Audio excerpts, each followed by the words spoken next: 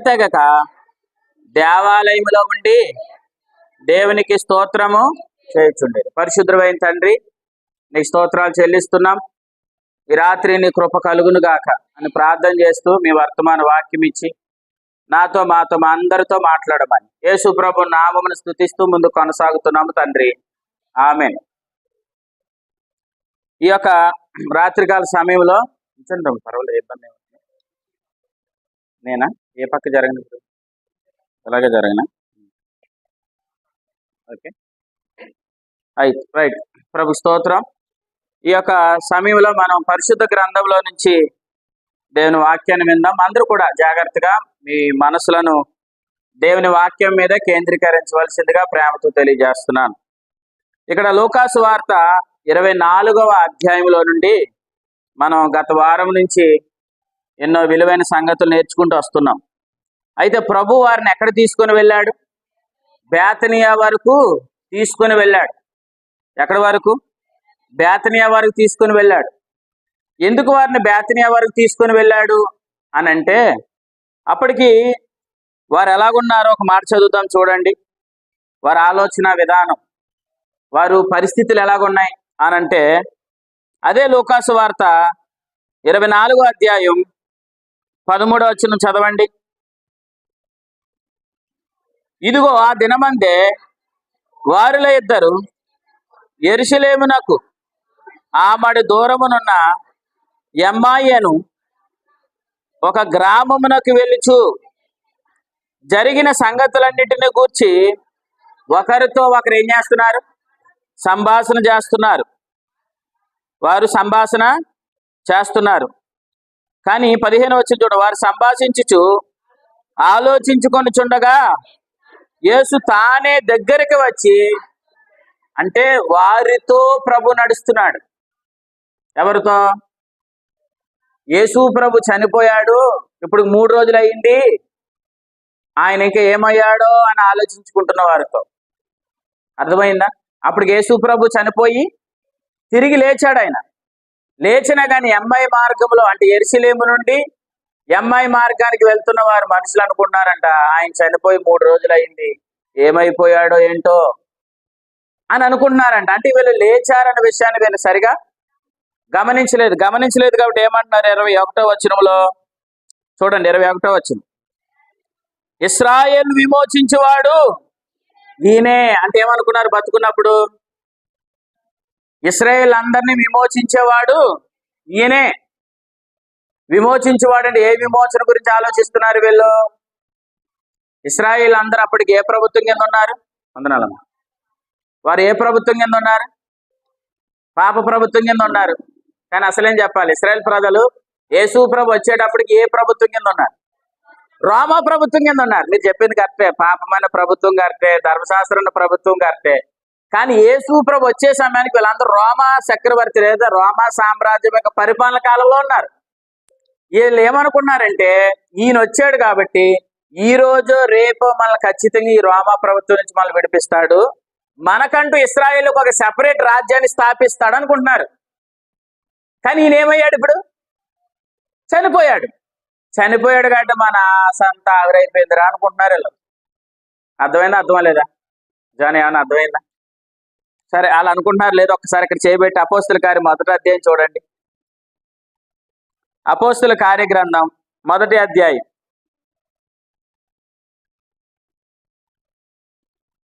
6వ వచనం చదవండి. కాబట్టి వారు కూడి వచ్చినప్పుడు, ప్రభువా, ఈ కాలమందు ఇశ్రాయేలునకు రాజ్యమును ఏమిస్తావు? ఇశ్రాయేలుకి రాజ్యం ఇస్తావా ప్రభు అని అడుగుతున్నారు. వాస్తవానికి యేసు ప్రభు లోకానికి ఎందుకు వచ్చాడు? పాప విమోచన జరిగించడానికి వచ్చాడు. కానీ ఇశ్రాయేల్ ప్రజలందరూ ఏమనుకుంటున్నారు? ఈయన ఖచ్చితంగా ఈ రోమా సామ్రాజ్యం నుంచి మనల్ని విడిపిస్తాడు, మనకంటూ ఒక సపరేట్ రాజ్యాన్ని స్థాపిస్తాడు అని అనుకున్నారు. ఎవరు? యూదులు, ఇశ్రాయేలు అందరూ అనుకుంటున్నారు. ఇప్పుడు యేసు ప్రభుల వారు ఏమయ్యారు? చనిపోయారు. మరి చనిపోతే ఆశ ఏమైంది? ఇప్పుడు ఆశ నిరాశ అయిపోయింది కదా.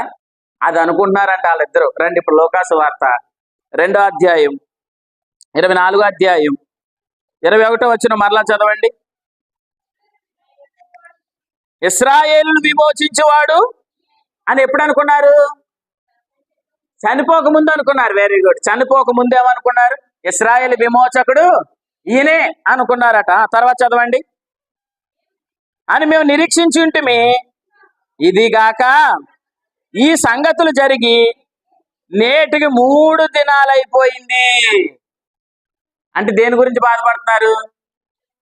ఆయన వచ్చాడు, ఇశ్రాయేలుకి రాజ్యం ఇస్తాడేమో అని అనుకున్నాం. ఈయనేమయ్యాడు? చనిపోయాడు. చనిపోయి ఎన్ని రోజులు అయిపోయింది? 3 రోజులు అయిపోయిందంటే మన ఆశ ఏమైంది? నిరాశ అయిపోయింది అనుకుంటున్నారు. అంటే వీళ్ళు ఎక్కడికి వెళ్ళిపోయారు? ఇప్పుడు ఎక్కడికి వెళ్ళిపోయారు? నిరాశలోకి వెళ్ళిపోయారు. ఎక్కడికి వెళ్ళిపోయారు? దుఃఖంలోనికి వెళ్ళిపోయారు. దుఃఖంలోకి వెళ్ళిపోయారా? వెళ్ళారులే, చూడండి వాళ్ళ ముఖం మీద ఏముంది. 17వ వచనం. వారు దుఃఖముఖులై నిలిచిరి. అంటే ఇప్పుడు వాళ్ళ ముఖం మీద ఏముంది? దుఃఖం ఉంది. రాజ్యం స్థాపిస్తాడేమో అని నిరీక్షించారు, ఆశపడ్డారు. కానీ ఆశ ఏమైంది? నిరాశ అయిపోయింది. ముఖం మీద ఏమొచ్చింది? దుఃఖం వచ్చింది. ఏడుస్తున్నారా? ఏడుస్తున్నారు. బాధలోకి వెళ్ళిపోయారు. నేనేమంటానంటే బాధపడవలసిన పని ఏముంది?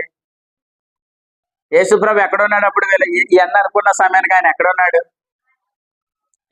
చూడండి. 15వ వచనం. యేసు తానే దగ్గరికి వచ్చి, ఇప్పుడు చెప్పండి, ఇప్పుడు అలా అనుకుంటున్న వారితోనే యేసుప్రభు ఉన్నాడు, నిరాశ పడుతున్న వారితోనే యేసుప్రభు ఉన్నాడు, దుఃఖపడుతున్న వారితోనే యేసుప్రభు ఉన్నాడు. కానీ వాళ్ళు ఏమనుకున్నారంటే మన ఆశలన్నీ ఆవిరైపోయాయి, ఆయన చనిపోయి 3 రోజులు అయిపోయింది, మన నిరీక్షణ అంతా వేస్ట్ అయిపోయింది అనుకుంటున్నారు. కానీ నిరీక్షణ సఫలపరిచేవాడు వారితోనే ఉన్నాడు. కానీ వారికి ఏమవలేదు. 16వ వచనం.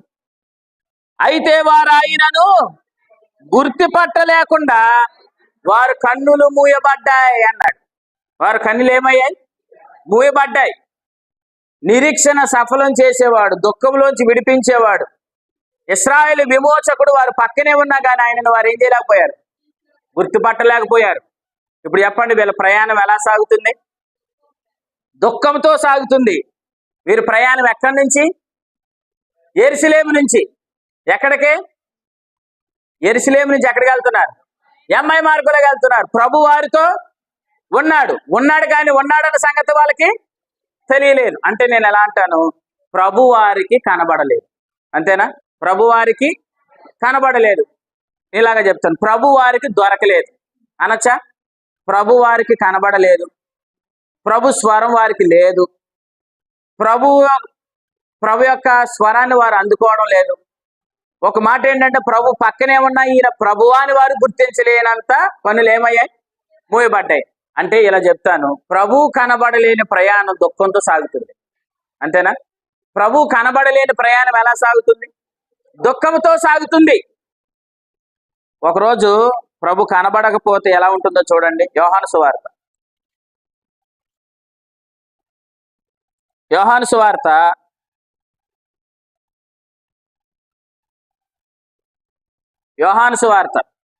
20వ అధ్యాయం. యోహాను సువార్త 20వ అధ్యాయం 14వ వచనం చూడండి. 15 చదవండి. యేసు మరియతో చెప్తున్నాడు, అమ్మా ఎందుకు ఏడ్చుచున్నావు? ఎవరిని వెతుకుచున్నావు అని ఆమెను అడగగా ఆమె ఆయన తోటమాలనుకుందంట. ఎక్కడున్నాడు ఆయన? వెనకాలే ఉన్నాడు. చూడండి, మరలా చదవండి ఆ మాట. 14వ వచనం. ఆమె ఈ మాట చెప్పి వెనక తట్టు తిరిగి యేసు నిలిచి ఉండుట. అంటే యేసుప్రభు ఎక్కడున్నారు? వెనకాల ఉన్నారు. కానీ వెనకాల ఉన్న ఆయన చూసి ఏమనుకుంటుంది? ఈమె తోటమాలనుకుని ఏం చేస్తుందంటే ఈమె ఏడుస్తుందానండి. అంటే ప్రభువు ఆమెతో ఉన్నా కానీ గుర్తుపట్టలేని స్థితిలో ఆమె ఏం చేస్తుంది? ఏడుస్తుంది. ప్రభు కనబడకపోతే ఏం చేస్తాం? ఏడుస్తాం. ఇందాక చదివాం కదా లోకాసు వార్తలో, ప్రభు కనబడకపోతే మన ముఖాలు ఎలా ఉంటాయి అంటే మన ముఖం మీద దుఃఖం ఉంటుంది, మన ముఖం మీద ఏడుపు ఉంటుంది కదా. ఇంకొక సందర్భం కూడా చూపిస్తాను. 19వ వచనం. ఆదివారమున సాయంకాలం శిష్యులు యూదులకు భయపడి తాము కూడి ఉన్న ఇంటి తలుపులు మూసుకొని ఉండగా యేసు వారి మధ్యకు నిలిచి మీకు సమాధానము కలుగును గాక అని చెప్పాడు. అంటే నేను చెప్తాను, ప్రభు వారికి కనబడలేనందున వారు యూదులకు భయపడుతున్నారు. ఎక్కడున్నారు? భయపడుతున్నారు అనండి. అంటే ప్రభు కనబడకపోతే 3 అనుభవాలు ఉంటాయి. ఒకటేంటి? మనం దుఃఖముఖులు అవుతాం. 2 ఏడుస్తాం. 3 భయపడతాం. ఎప్పుడు? ప్రభు మనకి స్పష్టముగా కనబడకపోతే. నేనేమంటానంటే మీకు ప్రభు స్పష్టంగా కనబడును గాక. స్పష్టంగా కనబడితే ధైర్యంగా ఉంటాం. ప్రభు స్తోత్రం. 2 ముఖం మీద ఏముండదు? దుఃఖం ఉండదు. దుఃఖానికి బదులు సంతోషం ఉంటుంది. దేవుని స్తోత్రం. 1 దుఃఖం ఉండదు, 2 ఏడుపు ఉండదు, 3 భయం ఉండదు. ఎవరు కనబడితే? ప్రభు కనబడితే. ఇప్పుడు వీళ్ళు గదిలో తలుపులు మూసుకొని గదులు ఏం చేస్తున్నారు? భయపడి దోకున్నారు కదా. ఇప్పుడు వీళ్ళ మధ్యలోనికి ఎవరు వచ్చారు? ప్రభు వచ్చాడు. ప్రభు వచ్చి ఏం ప్రకటించాడు? సమాధానము కలుగును గాక అని ప్రకటించాడు. ప్రభు స్తోత్రం. అంటే భయపడుతున్న వారి మధ్యలోనికి ప్రభు వచ్చి ఇలా చెప్పాడు, మీకు సమాధానం కలుగును గాక అన్నాడు. సమాధానం కలిగిందా లేదా? కలిగింది. అమ్మా నువ్వు ఎందుకు ఏడుస్తున్నావు అని అడిగాడు కదా. ఆమెకు ప్రభు ప్రత్యక్షమయ్యాడా లేదా? తర్వాత వెంటనే ప్రత్యక్షమయ్యాడు. అప్పుడు వెంటనే ఆమె ఏమంటుంది? 18 వచ్చింది. మగ్దలేని మరియా వచ్చి అది పైన ఎందుకు ఏడుస్తుంది? ఆయన కనబడతలేదని ఏడుస్తుంది. ఇప్పుడు ప్రభు ఏమయ్యాడు? ఆమెకి కనిపించాడు. అప్పుడు ఆయన నాతో మాట్లాడాడు. దేవుని స్తోత్రం. ఏడుస్తుంది. ఇప్పుడు ఏమంటుంది? నేను ఆయనను చూచి తిని ఆయన నాతో ఈ మాటలు చెప్పాడు. భయపడి మేము తలుపులు వేసుకుంటువి, కానీ ఆయన మా మధ్యలోనికి వచ్చాడు, సమాధానాన్ని ప్రకటించాడు. భయపడినప్పుడు ఏడుస్తూ వారు ప్రభు కనబడక భయపడ్డారు. ప్రభు కనబడక ఏడ్చారు, కానీ ఏడుపుని తీశాడు. కనబడి భయాన్ని తీశాడు. అంతేకాదు లూకాసు వార్త 24వ అధ్యాయంలో ప్రభు కనబడి వారు ముఖం మీద ఉన్న దుఃఖాన్ని ఏం చేశాడు చూడండి.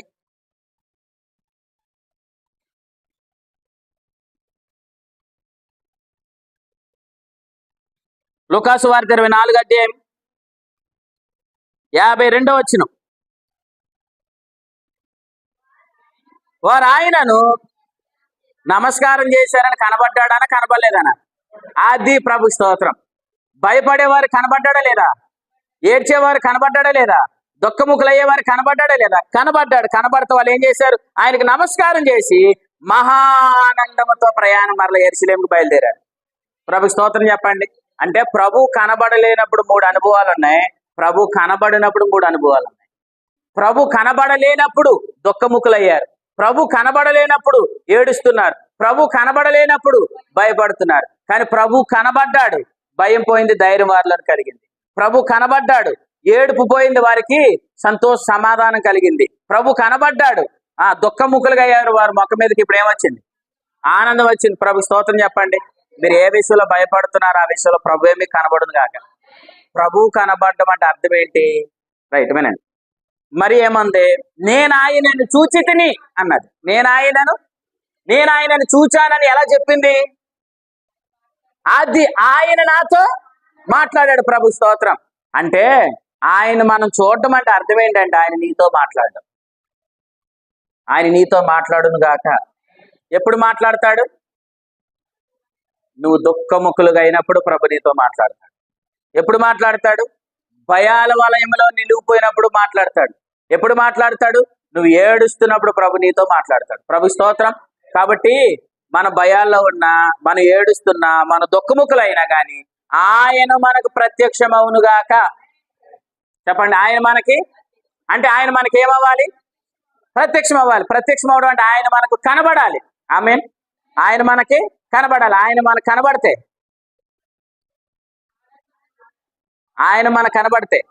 ఆయన మనతో మాట్లాడతాడు. ప్రభు స్తోత్రం. ఇప్పుడు ఎవరైనా మిమ్మల్ని ఇలా అడిగారండి, మీరు యేసు ప్రభు మీకు కనబడుతున్నాడంటే అప్పుడు మీరు ఏమనాలి? యేసు ప్రభు కనబడ్డాడంటే మొన్న కళ్ళలో దర్శనం వచ్చింది, తెల్ల నిలుటంగి వేసుకున్నాడు, మొత్తం పొడవాడు జుట్టు ఇది కాదు మనం చెప్పవలసింది. ప్రభు మీకు కనబడ్డాడంటే ఏం చెప్పాలంటే, ప్రభు నాకు కనబడ్డ పెట్టండి, రోజు ప్రార్థనకి వెళ్తున్నప్పుడు నాతో మాట్లాడుతున్నాడు. రోజు ఆయన నాతో మాట్లాడుతున్నాడని చెప్పాలి. ప్రభు స్తోత్రం. మరి అదే చెప్పింది, ప్రభు నాకు కనబడ్డాడు. సరే, ఇలా అడిగారు, ఏంటి రుజువేంటి, నువ్వు కనబడ్డాడని రుజువేంటంటే ఆయన ఎలా అన్నాడు, ఆయన నాతో మాట్లాడాడు. ప్రభు స్తోత్రం. ఆయన మనకు కనబడితే దుఃఖముఖం మారిపోతుంది, ఆయన మనకు కనబడితే ఏడిపోతుంది, ఆయన మనకు కనబడితే చెప్పండి భయం పోతుంది. ఆమె చెప్పండి. ఏ భయమైనా సరే ఆయన మనకు కనబడితే చాలు. అది ఎంత ఏడుపైనా ఆయన మనకు కనబడితే చాలు. అది ఎంత దుఃఖముఖులమైనా ఆయన మనకు కనబడితే చాలు. ఎందుకంటే ఆయన మనతో కనబడితే ఆయన మనతో మాట్లాడతాడు. ప్రభు స్తోత్రం. ఆయన మనతో మాట్లాడటం కంటే మనకు ధన్యత ఏముంది? ఇప్పుడు మీకు ఒక విషయం చెప్పనా, గత పరిచర్యలో మనం వాక్యం నేర్చుకోవడానికి వచ్చేవారు. నేనైతే నేర్చుకోవడానికి వెళ్ళేవాడిని. ఏ వచనాన్ని ఎలా చెప్తారని వాక్యం నేర్చుకోవడానికి వెళ్ళాం. ఇప్పుడు ఈ యొక్క విశ్వాస సంబంధమైన ఏర్పాటు ఏంటంటే మనము వాక్యం నేర్చుకోవడానికి రావడంలా. అర్థమైందా? ప్రభు నాతో ఏం మాట్లాడతాడనడానికి వచ్చాం. దేవుని స్తోత్రం చెప్పండి. అసలు ఈ రోజు నాతో ఆయన ఏమి, అసలు ఈ రోజు నేను దుఃఖంలో ఉన్నాను కదా, అసలు నాతో ఏం మాట్లాడతాడు? నేను భయంలో ఉన్నాను కదా, ఈ భయంలో నాతో ఏం మాట్లాడతాడు? నేను దుఃఖముఖనయ్యాను కదా, ఈయన ఏడుస్తున్నాను, ఈ పరిస్థితుల్లో ఆయన నాతో ఏం మాట్లాడతాడని వస్తున్నాం. ప్రభు స్తోత్రం చెప్పండి. అలాగే మీరు వచ్చుదురుగాక. మనం ఆయన దగ్గరికి ఎందుకు రావాలి అని అంటే ఏదో మన రెఫరెన్స్లు రాసుకోవడానికో ఏదో బైబిల్ చదవడానికో ఇలా కాదు. మనం ఎందుకు రావాలంటే అసలు ఈ దినాల్లో మనం జీవించడానికి మనకు వాక్యం కావాలా. ప్రభు ఏం చెప్పాడు, మనుషుడు రొట్టె వల్ల కాదు కానీ దేవుని నోట నుండి వచ్చు మాట వల్ల జీవించాలి. మాట వల్ల జీవించడం అంటే అర్థం ఏంటి?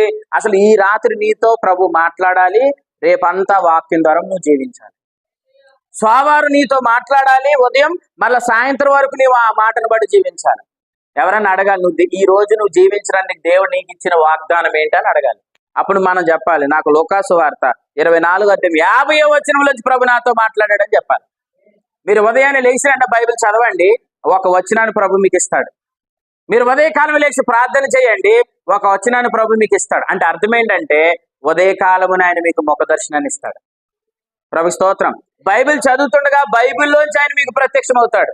వాక్యం వింటుండగా వాక్యంలోంచి ఆయన మీకు ప్రత్యక్షం అవుతాడు. ఆయన మనకు ప్రత్యక్షం అవుతున్నాడు అంటే అర్థం ఏంటంటే ఆయన మనకు కనబడుతున్నాడంటే ఎలాగ, ఆయన మనతో మాట్లాడుతున్నాడు. ప్రభు స్తోత్రం.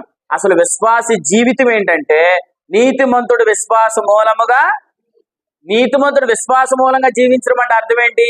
ఈ రోజు నీతో ఏం మాట్లాడాడు, దాన్ని నువ్వు విన్నావు, విన్నదాన్ని విశ్వసించావు, విశ్వసించిన దాన్ని నోటితో ఒప్పుకొని ఆ రోజంతా జీవించడమే. ప్రభు స్తోత్రం చెప్పండి. అలా మనం జీవిస్తే ఏ భయం నిన్ను భయపెట్టలేదు, అలా మనం జీవిస్తే ఏ దుఃఖం మన దుఃఖముఖులుగా చేయలేదు, అలా మనం జీవిస్తే ఏ ఏడుపు నిన్ను ఏడిపించలేదు. ప్రభు స్తోత్రం చెప్పండి. ఎందుకంటే అసలు మనం జీవించే ఆ అనుభవం చాలా ఉన్నతమైంది. ఎందుకనంటే దేవుని నోట నుండి వచ్చి మాట వల్ల జీవించుట అనే అనుభవం అసలు ఈ లోక సంబంధమైనది కాదు, అది పరలోక సంబంధమైంది. ఆమేన్. ఆ జీవితం ఏ జీవితం? పరలోక సంబంధమైంది. నరులందరూ సూర్యుని కింద ఉన్న వారందరూ దేని బట్టి జీవిస్తున్నారు? సూర్యుని కింద ఉన్న వారందరూ దేని బట్టి జీవిస్తున్నారు? ఆహారమును బట్టి జీవిస్తున్నారు. కానీ సూర్యునికి పైన ఉన్నాం మనం. ఎక్కడున్నాం? సూర్యుని కంటే పైన ఉన్నాం. యేసు ప్రభు నమ్మినప్పుడు మన అందరూ ఎక్కడ కూర్చోబెట్టాడు? క్రీస్తు పాటు పరలోకంలో కూర్చొని పెట్టాడు. మన జీవం ఎక్కడుందన్నాడు? పరలోకంలో దాచబడింది. అసలు నీ పౌరస్థితి ఎక్కడుంది? పరలోకంలో ఉంది. కేవలం మన శరీరంతో ఇక్కడ ఉన్నాం. టోటల్ గా మన స్థితి అంతా ఎక్కడుంది? పరలోకంలో ఉంది. అక్కడి నుంచి వచ్చే మాట వల్ల మనం జీవించే విధానం అది ఈ లోక సంబంధమైనది కాదు, అది పరలోక సంబంధమైంది. ప్రభు స్తోత్రం. అటువంటి జీవిత విధానాన్ని ప్రభు మనకి ఇవ్వడానికే ఆయన మనతో మాట్లాడుతున్నాడు. నాతో నేను మాట్లాడాడు అన్న దేవుని స్తోత్రం చెప్పండి. ఇప్పుడు మాట్లాడుతున్నాను దేవుని స్తోత్రం చెప్పండి. ఉదయమే మాట్లాడాడు అన్న దేవుని స్తోత్రం చెప్పండి. నేనేమంటాను, ప్రతిసారి మీతో మాట్లాడను కాదు. సామెతల గ్రంథం 6వ అధ్యాయం రండి ఒకసారి. సామెతల గ్రంథం 6వ అధ్యాయం. ఆయన మనతో మాట్లాడాలి. ఆయన మనతో మాట్లాడాలంటే ఆయన మనం దర్శించుకోవాలి. సామెతల గ్రంథం 6వ అధ్యాయంలో ఒక మంచి మాట ఉంటుంది.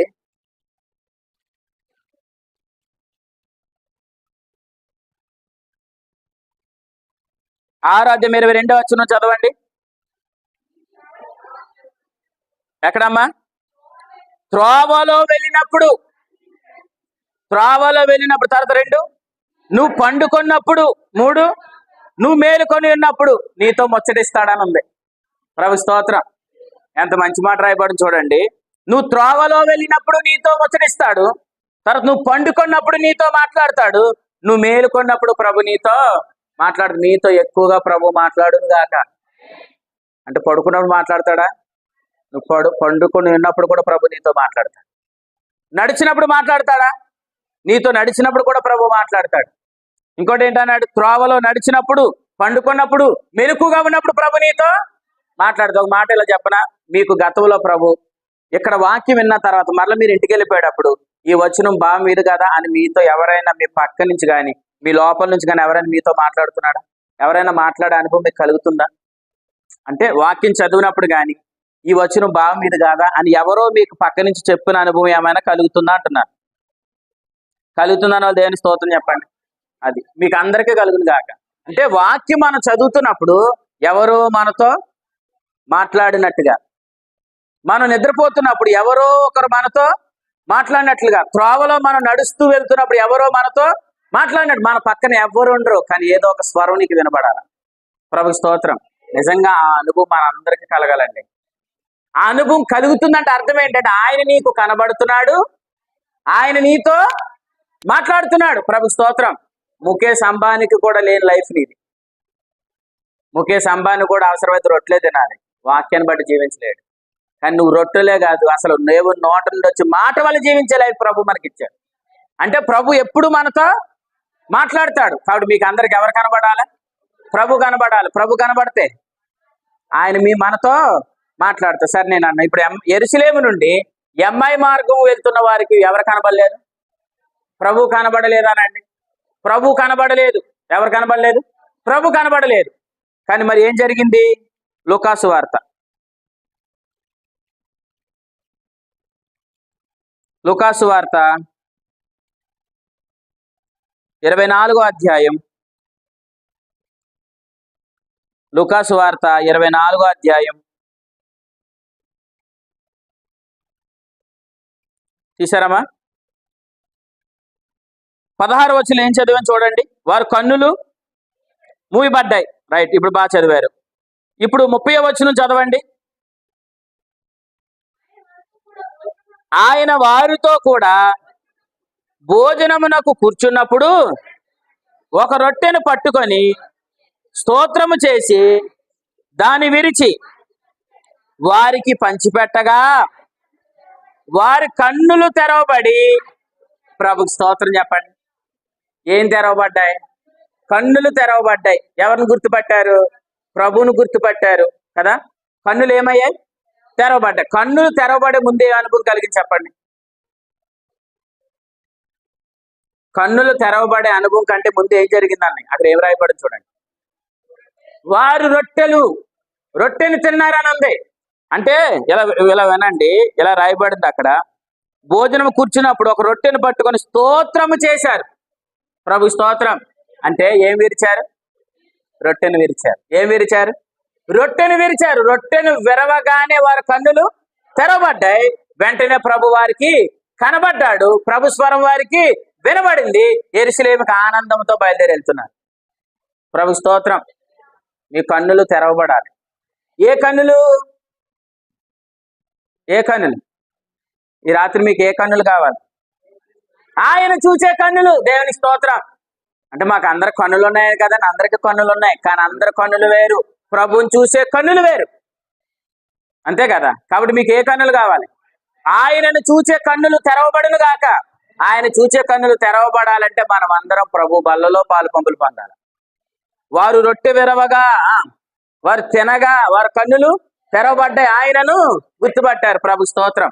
అటు ప్రభు మన చేతికి ప్రభు బలను ఎందుకు ఇచ్చారు? మన కన్నులు తెరవబడాలి. మన కన్నులు తెరవబడాలి. ఏదైనా తోటలో పండు తిన్న వెంటనే ఏం తెరవబడ్డాయి? కన్నులు తెరవబడ్డాయి. ఏ కన్నులు? ప్రభువుని చూసే కన్నులా? లోకాన్ని చూసే కన్నులు. అన్ని భాషలు చెప్తా. లోకాన్ని చూసే కన్నులు తెరవబడ్డాయి. ప్రభువుని చూసే కన్నులు మూయబడ్డాయి కదా. ఈ బలలోనికి ఎవరైతే ప్రవేశిస్తున్నారో వారికి ప్రభువుని చూసే కన్నులు తెరవబడతాయి. దేని స్తోత్రం. అంటే ఏదేని తోటలో ఏ కన్నులు పోయాయో ఆ కన్నులు బాగు చేయబడుతున్నాయి. బాగు చేయబడాలి లేదా? బాగు చేయబడును గాక. బాగు చేయబడాలని మనందరూ ఎక్కడికి రావాలి? ప్రభు బలలోనికి రావాలి. ప్రభు స్తోత్రం చెప్పండి. అంటే ఇప్పుడు మనందరూ ప్రభు బలలోనికి ఎందుకు ప్రవేశిస్తున్నాం? కన్నులు తెరవబడాలి. ఏ కన్నులు? ఆయనను చూచే కన్నులు తెరవబడాలి. ప్రభు స్తోత్రం. మీకు ఒక సందర్భం చెప్తాను, జాగ్రత్తగా. ఇప్పుడు మనం ప్రభు బల విరుస్తుండగా మనకు ప్రభు కనబడతాడు కదా, కనబడాలి లేదా? కనబడాలి. ఇక్కడ ఉన్న వాళ్ళందరూ ప్రభు బలను విరిచారు. వారికి ఎవరు కనబడ్డారు? ప్రభు కనబడ్డాడు కదా. సరే, ఇక్కడ యేసు ప్రభు వారికి రొట్టె విరిచాడు, వాళ్ళు తిన్నారు, ప్రభు తిన్నారు కదా. నేనేమంటానంటే, యేసు ప్రభు ఇప్పుడు ఎక్కడికి వెళ్ళాడు? ఆయన పరలోకానికి వెళ్ళాడు. ఆ రొట్టెని వీళ్ళు తిన్నారు కదా. తిన్నవాళ్ళు ప్రభు, వీళ్ళు యాజకుల అంటున్నాను. అర్థం లేదా? ఇప్పుడు యాజకులు కాదు. వాస్తవానికి బైబిల్ గ్రంథంలో ప్రభు శరీరం అనగా, లేదంటే పస్కా అనుకోండి, లేదంటే ఇలా చెప్పచ్చు, బలి అర్పించబడిన వాటిని ఎవరు తినాలి? బలి అర్పించబడిన వాటిని కేవలం యాజకులు మాత్రమే తినాలి. ఎవరు తినకూడదు? ఎవరు పడితే వాళ్ళు తినడానికి అవకాశం లేదు. పాత నిబంధన కాలంలో అది ఒక పస్కా పశువుగా, పస్కా పండగగా రాయబడింది. కొత్త నిబంధన కాలానికి అది ప్రభురాత్రి భోజనముగా రాయబడింది. ఇప్పుడు పస్కా పండుగ ఆచరించేటప్పుడు ఇశ్రాయేల్ అందరూ తిన్నారా? కొందరే తిన్నారా? ఇశ్రాయేల్ కాలంలో ఐగుప్తుల నుంచి వారు బయటకు వచ్చినప్పుడు పస్కా పండుగని కేవలం కొద్ది మందే తిన్నారా? అందరూ తిన్నారా అంట.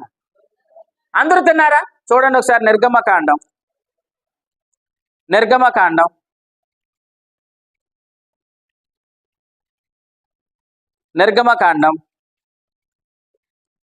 12వ అధ్యాయం. నిర్గమకాండం 12వ అధ్యాయం తీసారమ్మా? నిర్గమకాండం 12వ అధ్యాయం 47వ వచనం చూడండి. 46 నుంచి చదవండి. మీరు ఒక్క ఇంటిలోనే దాన్ని తినవలను, దాని మాంసంలో కొంచెమైనను ఇంటిలో నుండి బయటకు తీసుకోపోకూడదు. దానిలో ఒక ఎముకైనను మీరు విరవకూడదు. దానిలో ఇశ్రాయేలు సర్వ సమాజము, అంటే ఎవరెవరు తినాలి? సర్వ సమాజం తినాలి. ప్రభు స్తోత్రం, బాగా చెప్పారు. సర్వ సమాజం తినాలి కదా. కానీ లేవియాకాండం 20వ అధ్యాయానికి రండి. లేవియాకాండం 20వ అధ్యాయం. జాగ్రత్త వినండి, ప్రభు మనకు ఒక విషయాన్ని నేర్పిస్తారు. లేవియాకాండం 22వ అధ్యాయం. లేవియాకాండము 22వ అధ్యాయం 10వ వచనం చదవండి. అన్యుడు ప్రతిష్టమైన దానిని తినకూడదు. యాజకుని ఇంటి నివసించు అన్యుడే గాని జీతగాడే గాని ప్రతిష్టమైన దాన్ని, అంటే ఎవరు పడితే వాళ్ళు ఎవరు తినాలి? మరి కేవలం యాజకుడు మాత్రమే తినాలి. నిర్గమకాండం 12వ అధ్యాయంలో అందరూ తినాలి. అందరూ ఎందుకు తినాలి? అది పస్కా పండుగ కాబట్టి. మరి ఎక్కడ జరుగుతుందో కూడా ఏంటనుకుంటున్నారు? ఎక్కడ జరుగుతుంది? బలి అర్పిస్తున్నారు. బలి అర్పించేదాన్ని అందరూ తినచ్చా? అందరూ తినకూడదు. ఎవరు తినాలి? యాజకులు మాత్రమే తినాలి. సరే, ఇప్పుడు యేసు ప్రభులు వారు, అందరూ వినాలి, యేసుక్రీస్తు ప్రభులు వారు మేడగదిలో తీసుకొని వెళ్ళిన తర్వాత 12 మంది శిష్యులను కూర్చోబెట్టి ఆయన ఏ పండుగ ఆచరించారు? పస్కా పండుగ ఆచరించారు. ఆయన లూకాసు వార్త 24వ అధ్యాయంలో ఆయన రొట్టె విరిచి వారి చేతికి అప్పగించాడు. నిర్గమకాండంలోనేమో అందరు జాగ్రత్త, నిర్గమకాండం 12వ అధ్యాయంలో అందరూ తిన్నారు. లేవియాకాండం 22వ అధ్యాయంలో అందరూ తినడానికి లేదు. కానీ లూకాసు వార్త 24వ అధ్యాయంలో యేసు ప్రభు తన శిష్యులందరికీ ఈ అవకాశాన్ని ఇచ్చారు. అర్థమైంది? అర్థం లేదా? అర్థమైన దేవుని స్తోత్రం చెప్పండి. నిర్గమకాండంలో అందరూ తిన్నారు కదా. అందరూ ఎందుకు తిన్నారు అనుకుంటున్నారు? నిర్గమకాండ 12వ అధ్యాయంలో అందరూ యాజకులే. అర్థమైంది? అర్థం లేదా? నిర్గమకాండ 12వ అధ్యాయంలో అందరూ యాజకులే. ఎందుకంటే ఫరో అంటాడు, యాజకుని పని ఏంటి చెప్పండి?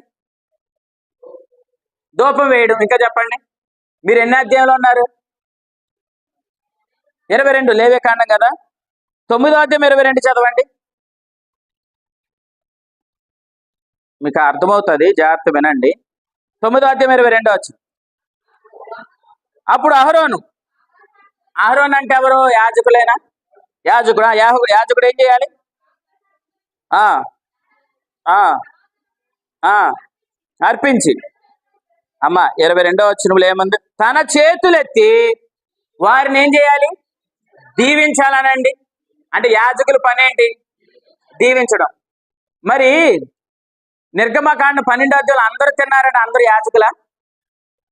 యాజకులు మాత్రమే తినే ఆహారం కదా. మరి నిర్గమకాండం 12 అందరూ తిన్నారా? కొందరు తిన్నారు? అందరూ తిన్నారంటే ఇప్పుడు యాజకులు అందరూనా? అందరూ యాజకులేనా? అందరూ యాజకులే. చూడండి 2వ అధ్యాయం 12 నిర్గమకాండం 12:32 నిర్గమకాండం 12:32 మీరు చెప్పినట్లు మీ మందలను మీ పశువులు తీసుకొని పోండి, నన్ను దీవించండి. ఇప్పుడు చెప్పండి, దీవించడం ఎవరి పని?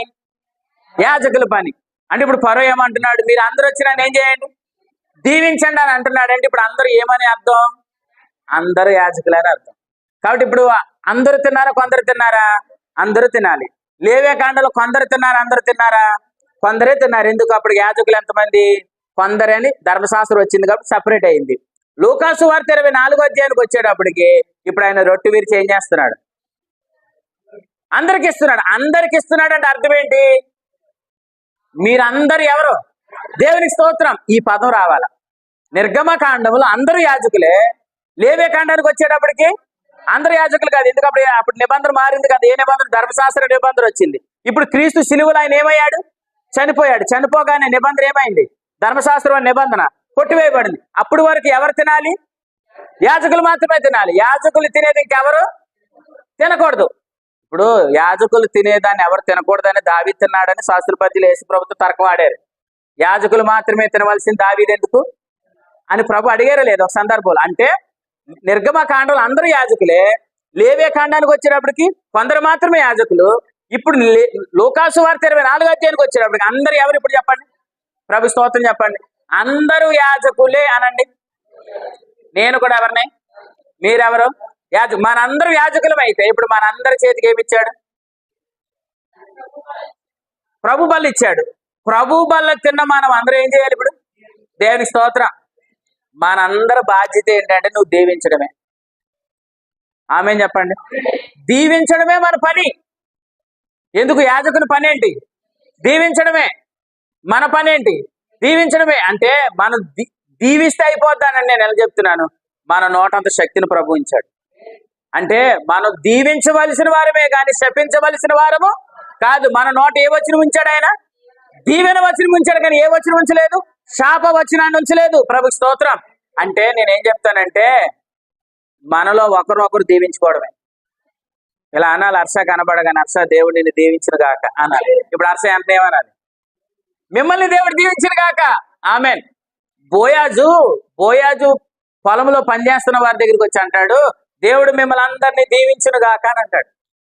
ఆ పొలంలో పనిచేసే వాళ్ళు ఏమంటారు చెప్పనా? బోయాజు నిన్ను కూడా దేవుడు దీవించిన గాక. ప్రభు స్తోత్రం. అంటే ఆ బోయాజే మన ప్రభు. ఆ పొలంలో పనిచేసేవారు ఎవరు? మనమే. అంటే యాజకులుగా ప్రభు మనకు అప్పగించిన పని ఏంటంటే చేతులెత్తి ఆశీర్వదించడమే. ఆమేన్ చెప్పండి. మనం అందరము చేతులెత్తి ఆశీర్వదించే కృప దేవుడు మనకి ఇచ్చాడు. ఎవరిని శపించడానికి ప్రభు మనకి అవకాశం ఇవ్వలేదు. అసలు మన నోట శాప వచనాన్నే ప్రభు పెట్టలేదు. మనకిచ్చిన ధన్యవచనం ఏంటి? చేతులెత్తి దీవించడమే మన పని. ఇప్పుడు రండి లూకాసు వార్త 24వ అధ్యాయానికి. మీరు ఈ రోజు నుంచి అందరిని దీవించుదురుగాక. దీవించడమే మీ పని. లూకాసు వార్త 24వ అధ్యాయం. లూకాసు వార్త 24వ అధ్యాయం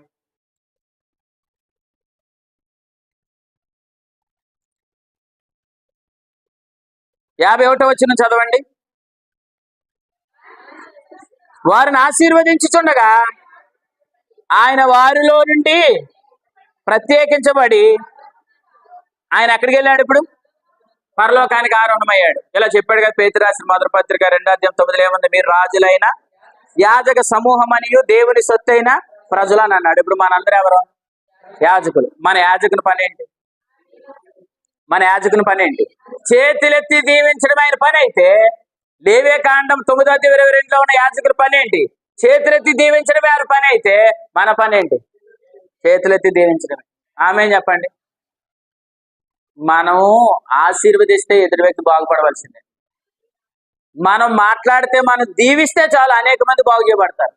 అంటే ప్రభు మనకి ఇచ్చిన ధన్యత ఏంటంటే చేతులెత్తి ఆశీర్వదించే భాగ్యాన్ని ప్రభు మనకి ఇచ్చాడు. ఆమె చెప్పండి. ఒకప్పుడు మన ఆశ ఏంటి? ఎవరైనా మనల్ని దీవిస్తే మనకు ఆశీర్వాదం అనుకున్నాం. కానీ ప్రభు ఇప్పుడు మనల్ని ఎలా తీసుకొచ్చాడు? ఇలా అన్నాడు. ఏమని చెప్పాడు?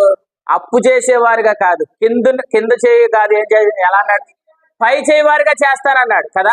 అప్పు పుచ్చుకునేవారుగా కాదు, చెప్పండి, అప్పిచ్చేవారుగా చేస్తానన్నాడు. తోకగా కాదు, తలగా చేస్తానన్నాడు. కింది చేయిగా కాదు, పై చేయిగా అన్నాడు. అంటే ఒకప్పుడు ఎవరైనా మనం దీవిస్తే క్షేమాన్ని ఎదురు చూసాం కదా. ఇప్పుడు ప్రభు నిన్ను ఎలా చేశాడంటే అసలు నువ్వే ఎదుటి వాడిని ఆశీర్వదించే స్థితికి తీసుకొచ్చేసాడు. అంటే నీ ధన్యత ఏంటి చెప్పనా? ఎవరో ఏదో ఇస్తే కాదు, నువ్వే ఇచ్చేటట్లు ప్రభు చేశాడు. ఆమె చెప్పండి. మీకు మాట చెప్తున్నా, అసలు నేను ఇవ్వగలను, నువ్వు నమ్ము, ఖచ్చితంగా ఇవ్వగలుగుతావు. దేవుడు నిన్ను అలాగే చూస్తున్నాడు. నేను కింద చేయగా ప్రభు చూడటం లేదు, నువ్వు ఇచ్చేవాడివే. ఇచ్చే స్థితినే దేవుడికి ఇచ్చాడు. ఇలా ఎంచుకో. ఎప్పుడు నా చెయ్యి కింద ఉంటుంది కాదు, నేను ఇచ్చేవాడిని అని నువ్వు ఎంచుకో. నేను అలా ప్రభు చూస్తున్నాడు. ఇప్పుడు గానుగు చోటున ఏం చేస్తున్నాడు అంటే గిద్యోను ధాన్యము దొల్లగొట్టుకుంటున్నాడు. అతను ఎవరు వాస్తవానికి? ఇప్పుడు అక్కడ ఫిలిస్తీయులందరూ వచ్చి గొడవ పెడుతున్నారండి.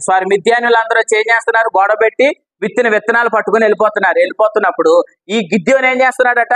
చోటున దాక్కుని ధాన్యమును దొల్లగొట్టుకుంటున్నాడు. అప్పుడు ప్రభు వచ్చి ఏమన్నాడు? ఓ పిరికివాడా అని అన్నాడు. ఏమన్నాడు చెప్పండి? బలాఢ్యుడా అని అన్నాడు. బలాఢ్యుడా అని అనగానే వెంటనే అతనిలోనికి ఏం పుట్టింది అనుకున్నారు? ధైర్యం పుట్టింది. ప్రభు స్తోత్రం. వాస్తవానికి అతను పిరికివాడే. వాస్తవానికి అందరికి భయపడి అతను ఏం చేస్తున్నాడు? గాను చోట దాక్కుని ధాన్యాన్ని దొలగొట్టుకున్నాడు. కానీ ప్రభు ఏమని మాట్లాడాడు? బలాఢ్యుడా, గిద్యోను అని మాట్లాడాడు. వాస్తవానికి ఆ గిద్యోనే ద్వారానే గొప్ప విజయం కలిగింది. వాళ్ళు ఏమనుకున్నారు? చిన్న రొట్టె కదా అనుకున్నారు. ఆ చిన్న రొట్టెలు మొత్తం సామ్రాజ్యాన్ని కోలుగొట్టింది. అంటే మనం ఏమనుకున్నాం అంటే నేను బలహీనుడిని, నేనేం చేయలేను, నేను ఇంతే అని మనం అనుకున్నా కానీ ప్రభు ఇలా అన్నాడు, అసలు నిన్ను అనేక మంది ఆశీర్వదించేటట్లుగా చేశాను. ఆమె చెప్పండి. అంటే అనేక మందిని ఆశీర్వదించేటట్లుగా చేసి అలాగే మనం చూస్తున్నాడు. కానీ మనం ఏమనుకుంటున్నాం? గిద్యోను వలె ఏమనుకుంటున్నాం? నేనేమి చేయలేను, నేను బలహీనుడిని, నా వల్ల ఏమీ కాదు అని నువ్వు దాక్కుంటున్నా కానీ ప్రభు మాత్రం నేను ఎలా చూస్తున్నాడంటే ఒక బలాఢ్యుడిగానే చూస్తున్నాడు. ప్రభు నిన్ను ఎలా చూస్తున్నాడు? ఒక ఆశీర్వదించేవాడిగానే ప్రభు నిన్ను చూస్తున్నాడు. కానీ ఒకరి కింద చేయి చాపేటట్లుగా ప్రభు నిన్ను చూడటం లేదు. ఆమె చెప్పండి. ఎలా చూస్తున్నాడు ప్రభు మనల్ని? ఏం కాల్చలేదండి, అంటే వెనకాల బరకాలను అంటించారు. ప్రభు మనల్ని ఎలా చూస్తున్నాడు? ఎలా చూస్తున్నాడు మనల్ని? బలాఢ్యులుగానే చూస్తున్నాడు. ఆమె మీరు అందరూ అలాగే చూచుదురుగాక. అలా మనం చూసుకుంటే చాలు. ఎలా చూసుకుంటున్నాం? మనకు మనం ఎలా చూసుకుంటున్నాం చెప్పండి? బలహీనులుగా ఎంచుకుంటున్నాం. నా వల్ల అవదండి, నేను చేయలేనండి, నేనేంటంటే నువ్వు అనుకున్నా కానీ వాస్తవం నిన్ను ఆయన అలా చూస్తున్నాడు. ఆ లెవెల్లో చూడండి. ఈ రోజు నుంచి ఎలా చూద్దాం? అసలు ఆయన మనల్ని ఎలా చూస్తున్నాడో అలా చూద్దాం. ఇప్పుడు నీ గురించి నువ్వేమనుకుంటావు అన్నది రాంగ్. నీ గురించి ప్రభు ఏమనుకుంటున్నాడు అన్నది రైట్. నా గురించి నేనేమనుకుంటున్నా అన్నది రాంగ్. నా గురించి నా ప్రభు ఏం చెప్తున్నాడు అన్నది రైట్. ప్రభు స్తోత్రం. జక్కిని చూసి అందరూ ఏమన్నారు? ఇతడు పాపి అని అన్నారు. ఇతడు పాపి అని అన్నారు. కానీ ప్రభు ఏమన్నాడు? ఇతడు పాపి కాదు, ఇతను అబ్రహాము. దేవుని స్తోత్రం. అంటే మనుషులందరూ ఏమనుకుంటున్నారు? పాపి అనుకుంటున్నారు. జక్కీ కూడా తన దృష్టికి తాను ఏమనుకున్నాడు? కానీ ప్రభు ఏమన్నాడు? ఇతడు ఇక్కడి నుంచి పాపి కాదు, ఇతను అబ్రహాము. ప్రభు స్తోత్రం. కాబట్టి నీ గురించి నువ్వేమనుకుంటున్నావు కాదు, నీ గురించి ప్రజలేమనుకుంటున్నారు అన్నది కాదు, నీ గురించి ప్రభు ఏమనుకుంటున్నాడు అనేది ప్రాముఖ్యం. ప్రభు స్తోత్రం చెప్పండి. కాబట్టి ఈ రోజు నుంచి నిన్ను ఏమనుకున్నావు అలా ఎంచుకోకు. ప్రభు నిన్ను ఎలా చూస్తున్నాడు అలాగే ఎంచుకో. ప్రభు నిన్ను ఎలా చేశాడు? అనేక మందిని ఆశీర్వదించే స్థితినిచ్చాడు. నేను ఇలా అంటాను, ఎక్కువవాడు తక్కువని ఆశీర్వదిస్తాడు, తక్కువవాడు ఎక్కువని ఆశీర్వదిస్తాడు. ఎక్కువవాడే తక్కువని ఆశీర్వదిస్తాడా? అసలు నిన్ను ఎలా చేశాడు? ఎక్కువగానే చేశాడు ప్రభు స్తోత్రం.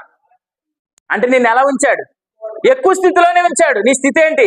చాలా గొప్పది. అనేకులను ఆశీర్వదించే స్థితిలో దేవుడు నిన్ను ఉంచాడు. ఆ కృపలోనే మనం ఎంచుకుందాం, ఆ కృపలోనే ముందుకు సాగిపోదాము గాక.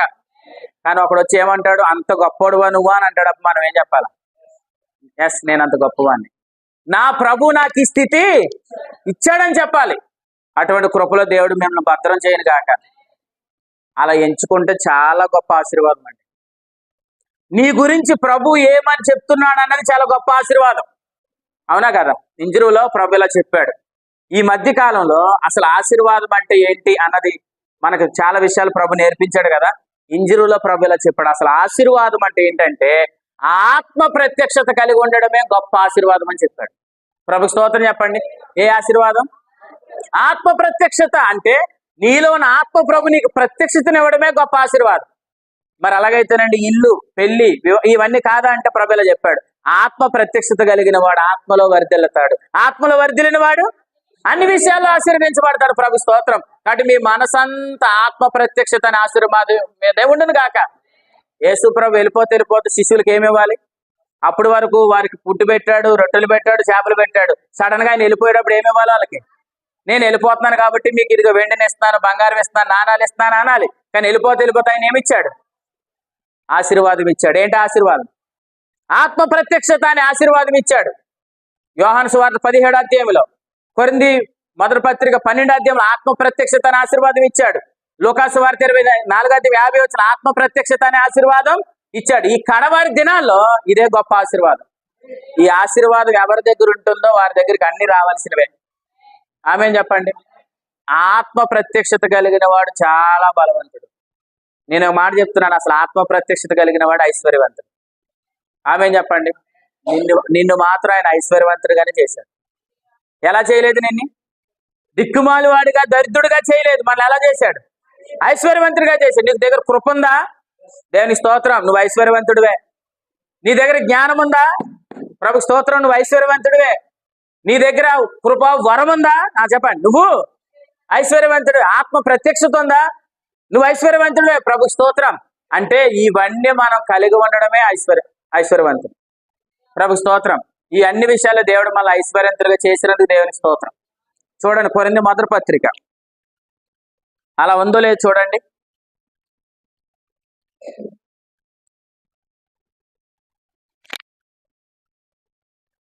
కొరింథీయులకు రాసిన మొదటి పత్రిక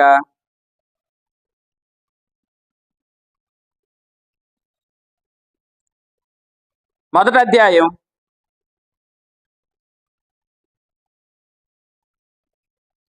4వ వచనం చదవండి. క్రీస్తు యేసునందు మీకు అనుగ్రహించబడిన ఏంటది? దేవుని కృప. తర్వాత 5వ వచనం చదవండి. క్రీస్తును గూర్చిన సాక్ష్యం మీలో స్థిరపరచబడినందున ఆయనందు మీరు, ఎలా చెప్పాడు చూడ, ప్రతి విషయములోను అనగా సమస్త ఉపదేశములోను సమస్త జ్ఞానములోను బాబు నువ్వే ఐశ్వర్యవంతుడివి. పై చేయ కింద చేయ? దేవుని స్తోత్రం. పై చేయి మందే. ప్రతి జ్ఞానములోను, ప్రతి విషయంలోను, జ్ఞానములోను, ఇంకేమన్నాడు? సమస్త ఉపదేశములోను సమస్త జ్ఞానములోను మనం ఏమయ్యాం? దేవుని స్తోత్రం, ఐశ్వర్యవంతులమయ్యాం. తర్వాత ఇలా అన్నాడు చూడండి, గనుక ఏ కృపావరమునందు అని అన్నాడు. అంటే మీ దగ్గర వరం ఉందా? నువ్వు ఐశ్వర్యవంతుడివి. నీ దగ్గర జ్ఞానం ఉందా? నువ్వే ఐశ్వర్యవంతుడివి. నీ దగ్గర సమస్త ఉపదేశం ఉందా? నువ్వే ఐశ్వర్యవంతుడి. నీ దగ్గర దేవుడు కృప ఉందా? నీవే ఐశ్వర్యవంతుడు. అంటే ఇప్పుడు చెప్పండి, పై చేయి ఎవరిదే? మనదే. మనల్ని ఆయన ఎలా చేశాడు? ఐశ్వర్యవంతులుగానే చేశాడు. ఎలా చేయలేదు? దరిద్రులుగా చేయలేదు. కాబట్టి ఈ రోజు నుంచి మీరు అలాగే ఎంచుకోండి, నేను ఐశ్వర్యవంతుననే ఎంచుకోండి.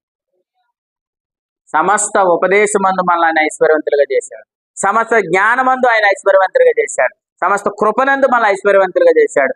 సమస్త వరమందు మనల్ని ఆయన ఏం చేశాడు? ఐశ్వర్యవంతులుగా చేశాడు. కాబట్టి మనల్ని ఆయన ఎలా ఉంచాడు? ఎలా ఉంచాడు? పై చేయి. ప్రభు స్తోత్రం. ఏ చెయ్యి? పై చెయ్యి. పై చెయ్యి అంటే అర్థం ఏంటి? ఆశీర్వదించడమే. ఆశీర్వాదం అంటే నేను చెప్తున్నాను, నువ్వే ఇతరులకు పంచేటట్లుగా చేయిస్తాడు. నీ దగ్గర ఉంది, నీ దగ్గర లేదు కాదు, నీ దగ్గర ఉందే. ఉన్న దాన్నే ఇతరులకు పెట్టేటట్లు ప్రభు చేయబోతున్నాడు. ఆమె చెప్పండి.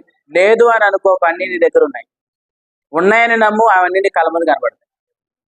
లేవు అని అనుకున్నంత కాలం ఏది నీ కళ్ళ ముందు కనబడదు.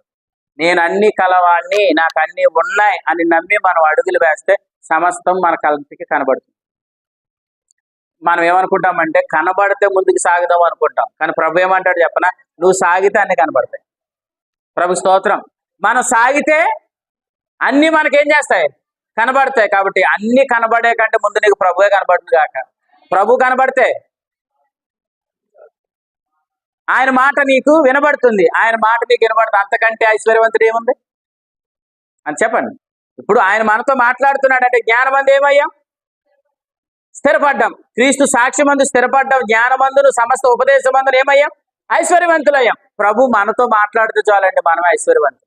ప్రభు మీతో మాట్లాడుతున్నాడు, మీరే ఐశ్వర్యం. మీకంటే గొప్పలు ఒక మాటలో చెప్తున్నాను, అసలు లోకంలో ఎవరికీ ధన్యత లేదు. అవునా కదా? అసలు ఈ లోకంలో ఎవ్వరికీ ధన్యత లేదు. మీరు ఫలానా వాళ్ళు చాలా గొప్ప వాళ్ళు అనుకున్నారు, కానీ వాళ్ళు ఎవ్వరు గొప్పవారని ప్రభు చెప్పడంలా మీరే గొప్ప వాళ్ళని చెప్తున్నారు. అంటే మనమే వారికి పెట్టాలా? ఆమె చెప్పండి. మనకెవరు పెడతారు కాదు, చెప్పండి. మనకెవరు పెడతారు కాదు, నువ్వే వారికి పెట్టండి. ఆమేన్. చూడండి లూకాసు వార్త, ఆ మాట ఉందో లేదు చూడండి బైబిల్లో. లూకాసు వార్త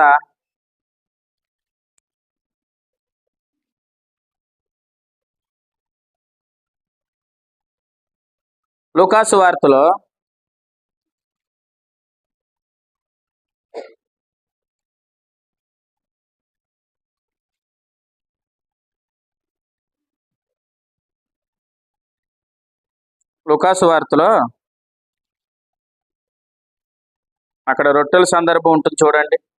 5 రొట్టెలు 2 చిన్న చేపలు 5,000 మంది పంచిన సందర్భంలో. రైట్. లూకాసు వార్త 9వ అధ్యాయం. లూకాసు వార్త 9వ అధ్యాయం తీశారమ్మా? లూకాసు వార్త 9వ అధ్యాయం 13వ వచనం. ఆయన మీరే వారికి భోజనం పెట్టండి. స్తోత్రం చెప్పండి. అంటే వీళ్ళు ఏమనుకుంటున్నారు? వీళ్ళకి మన భోజనం ఎలా పెట్టగలం అనుకుంటున్నారు. ఇంతమందికి భోజనం ఎలా పెట్టగలమని ఈ శిష్యులు వచ్చి ఆయన అడుగుతారు. ప్రభువా, వీళ్ళకి ఒక అరగంట టైం ఇస్తే ఎవరిదారునాలు వెళ్ళిపోయి భోజనాలు చేసి వస్తారనుకుంటున్నారు. యేసు ప్రభు దగ్గర సలహా చెప్తే ప్రభు ఏమన్నారు? సరే ఆ పని చేయండి, ఇంటర్వెల్ ఇచ్చేయండి, వీళ్ళందరూ వెళ్ళి భోజనాలు చేసి వస్తారని అనలేదు. ఏమన్నాడు ఆయన? మీరే పెట్టండి. వాళ్ళు ఏమనుకో మా దగ్గర లేవనుకున్నారు లేదా? కానీ ప్రభు ఏమన్నాడు? మీరే పెట్టండి. పెట్టారు పెట్టలేదా? ఎవరు పెట్టారు? వాళ్ళే పెట్టారు. ప్రభు స్తోత్రం. అంటే మీరే పెట్టండి అని చెప్పాడు. పెట్టమన్నప్పుడు వీళ్ళు ఏం చేయాలి? ఇప్పుడు సిద్ధపడ్డారా? సిద్ధపడ్డారు. అందరూ పంక్తులుగా కూర్చోబెట్టారు. వారి చేతులకు ప్రభు అప్పగించాడు. ప్రభు స్తోత్రం చెప్పండి. వాళ్ళు ఏమనుకున్నారు? మన చేతులు ఆహారం ఉంటే వాళ్ళందరూ పంచి పెడదాం అనుకున్నారు. ప్రభు ఏమన్నాడు? మీరే పెట్టండి. ఇది నమ్మారు. నమ్మగానే వాళ్ళందరూ లైన్గా కూర్చోబెట్టగానే ఆహారం వచ్చింది. ప్రభు స్తోత్రం. మనం ఏమనుకుంటాం? ఆహారం చూసిన తర్వాత కూర్చుంటాం కదా. ఆహారం చూసిన తర్వాత కూర్చుంటాం. కానీ వాళ్ళు ఏం చేశారు చెప్పండి? మీరే వారికి ఆహారం పెట్టండి అనగానే వెంటనే వాళ్ళు నమ్మారు. ఎస్, మనం పెట్టగలమని నమ్మారు. నమ్మి వాళ్ళందరూ ఏం చేశారు? లైన్గా కూర్చోబెట్టారు. అప్పుడు ఆహారం వచ్చింది. ప్రభు స్తోత్రం. కాబట్టి ప్రభు రాత్రి ఏమంటున్నాడంటే, నేనేం చేయగలను కాదు, నా వల్ల ఏమవుతుంది కాదు, మీరే చేయగలరు. నీ వల్ల అవుతుంది. ఎందుకంటే సమస్త జ్ఞానమందు ఆయన నిన్ను ఎలా చేశాడు? ఐశ్వర్యవంతుడిగా చేశాడు. ఆ కృపలో దేవుడు మిమ్మల్ని అందరిని వాడుకొనును గాక. ఆమేన్ చెప్పండి. ఇలా చేశాడా? నాది పై చేయనండి. ప్రభు స్తోత్రం. ఆ ఆశీర్వాదాన్ని దేవుడు నీ మీద సమృద్ధిగా కుమ్మరించినందుకు దేవుని స్తోత్రం. మన పై చేయ తప్ప కింద చేయ కాదు. అనేకులను దీవించే స్థాయిని ప్రభు మనకి ఇచ్చాడు. ఆమేన్. ఒకప్పుడు ఎవరో మన పైకి తీసుకురావాలి, కానీ ఇప్పుడు నువ్వే ఇతరులు తీసుకొని రాగలవు. ఎవరో మనకి ఇవ్వాలి, ఇప్పుడు మనమే ఇతరులకు ఇవ్వగలం. ఎవరో మనకు పెట్టాలి, మనమే ఇతరులకు పెట్టగలం. ఇది మీరు నమ్మండి. అటువంటి ఐశ్వర్యవంతులుగా దేవుడు మనం చేశాడు. దేవుడే ఐశ్వర్యవంతుడు అంటే మన దరిద్రం అనేవాడు ఎవడు? అర్థమైందని నేను చెప్పింది. దేవుడే నిన్ను ఏమంటున్నాడు? దేవుడే నిన్ను ఐశ్వర్యవంతుడు అని చెప్తున్నప్పుడు మనల్ని దరిద్రుడని ఎవరన్నా తెలుతుందా? చల్లదు. చివరిగా మాట చూపిస్తాను రండి. రోమీలకు రాసిన పత్రిక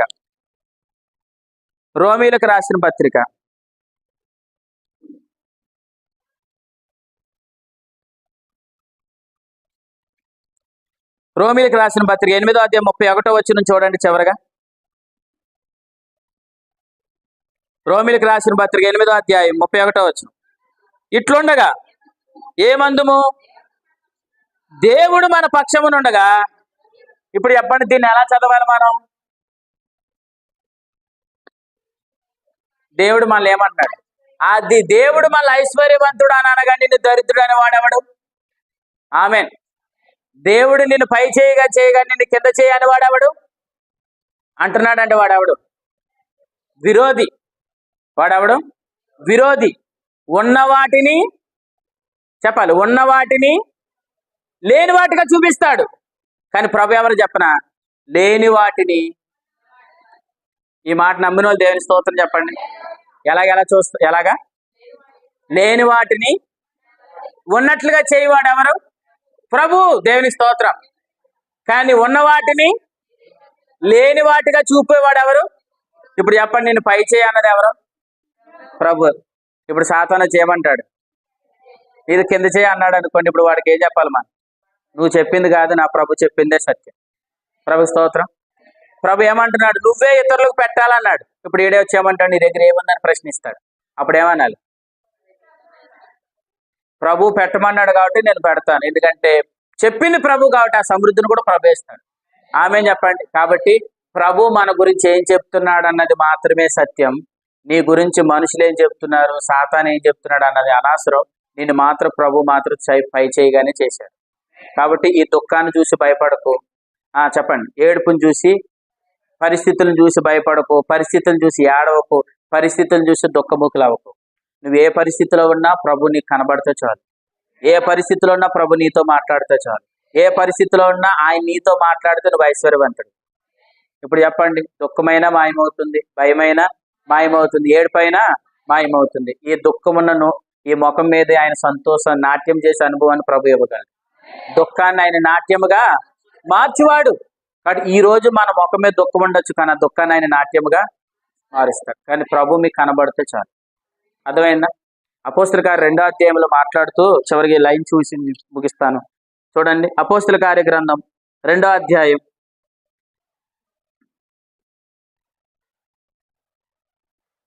2 ప్రభు నీకు కనబడి ప్రభు నీతో మాట్లాడితే నువ్వే ఐశ్వర్యవంతుడివి. ఆ భాగంలో ప్రభు ఏం చెప్తున్నాడు చూడండి. అపోస్తల కార్య గ్రంథం 2వ అధ్యాయం 25వ వచనం. నా ప్రభువుని చూచుచుంటిని. కనిపించిందమ్మా మాట? అమ్మా కనిపించిందా? అపోస్తల కార్యం 2వ అధ్యాయం 25వ వచనం. నా ప్రభువుని చూచుచుంటిని. అపోస్తల కార్యం 2వ అధ్యాయం 25వ వచనం. అమ్మా ఎవరికి కనబడలేదు ఏంటి? మీరు లైటింగ్ ఉన్న వాళ్ళని చూడండి. సందీప్, నువ్వు అర్షానికి లైటింగ్, నా మొక్కనే ఇటుకని వచ్చిన చదివితే చూడండి. 25వ వచనం చదవండి. ఆయన గూర్చి అమ్మ నేను చదువుతున్న వచనం ఉందో లేదు చూడు. నేను ప్రభుని చూచుచుంటిని అనండి. ఎవరు చూస్తున్నారు? ప్రభుని చూస్తున్నాడు. ఇప్పుడు 26వ వచనం చదవండి. నా హృదయం ఉల్లసించాను, నా నాలుక ఆనందించాను. ప్రభు స్తోత్రం. నా శరీరము కూడా నిరీక్షణ కలిగి నిలకడగా ఉండను. అంటే ప్రభు కనబడితే ఏమేమి అనుభవాలు వస్తాయి? ప్రభు నీకు కనబడితే చాలు, ప్రభు నీతో మాట్లాడితే చాలు. చెప్పండి. నీ హృదయం ఉల్లాసం చెందుతుంది, నీ నాలుక ఆనందిస్తుంది. నాలుక ఆనందిస్తుంది అంటే మొక్క మీదకి ఏమొచ్చిందని అర్థం? నవ్వు వచ్చింది. ప్రభు స్తోత్రం. నాలుక ఆనందిస్తుంది అంటే మనం నవ్వడం దేంతో నవ్వుతాం? నోరుతోనే కదా. నోరుతోనే కదా నవ్వుతాం. అంటే హృదయం ఉల్లసిస్తే నాలుక ఏం చేస్తుంది? ఆనందిస్తుంది. ప్రభు స్తోత్రం. హృదయం ఎప్పుడు ఉల్లసిస్తుంది? ఆయన నాకు కనబడినప్పుడు, ఆయన నాకు కనబడితే, ఆయన నాతో మాట్లాడినప్పుడు, ఆయన నాతో మాట్లాడినప్పుడు నా హృదయం ఏం చేస్తుంది? ఉల్లసిస్తుంది. హృదయం ఉల్లసిస్తే నాలుక ఆనందిస్తుంది. ఇప్పుడు యెరూషలేముకి వాళ్ళు ఎలాగెళ్ళారు? ఆనందంతో వెళ్ళారు. కానీ యెరూషలేము నుంచి అమ్మాయికి వెళ్ళినప్పుడు ఎలాగెళ్తున్నారు? ఏడుస్తూ వెళ్తున్నారు. కానీ అమ్మాయి నుంచి యేసు ప్రభు వారికి కనబడ్డాడు, ఆ వారితో ప్రభు మాట్లాడాడు. సమస్త జ్ఞానం అందు వాళ్ళు ఏమయ్యారు? ఐశ్వర్యవంతులయ్యారు. ఆ ఆనందంతో ఇప్పుడు మళ్ళీ ఎక్కడికి వస్తున్నారు?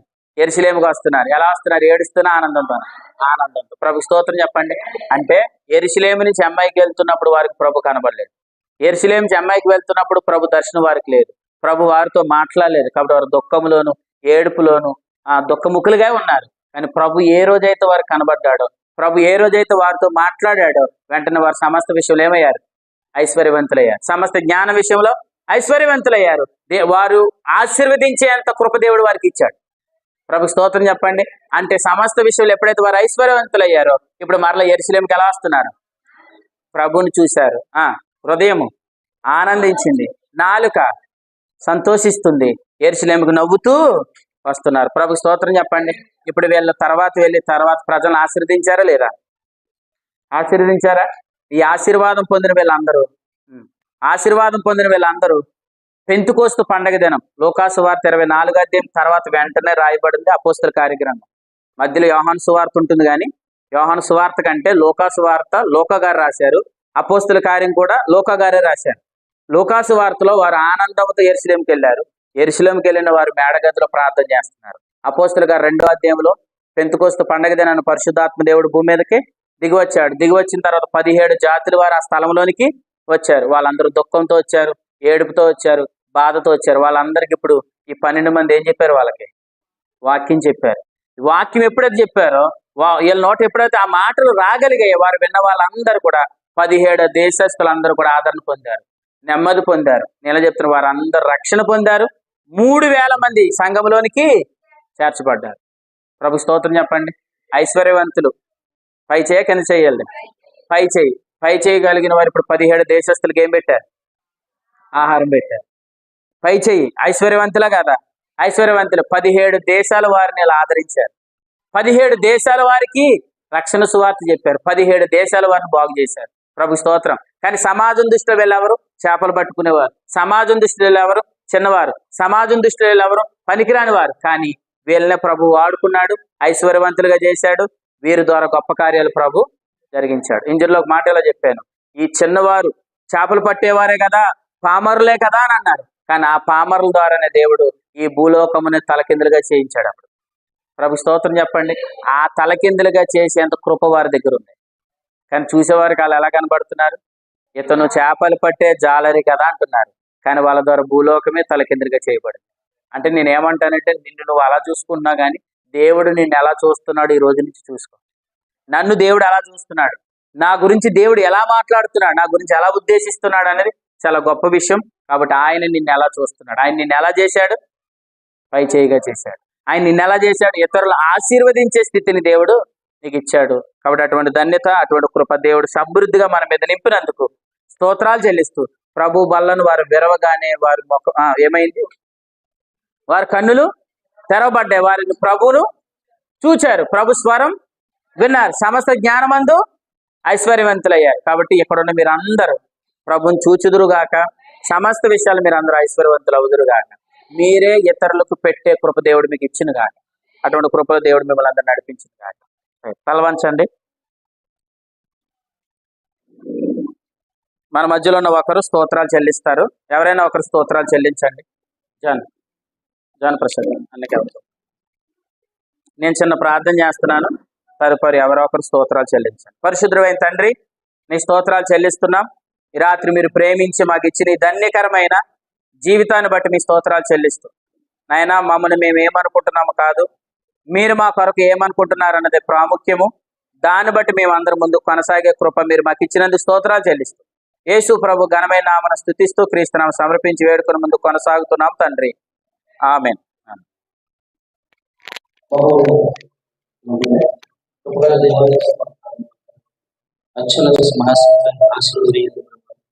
మాకు సంగతులు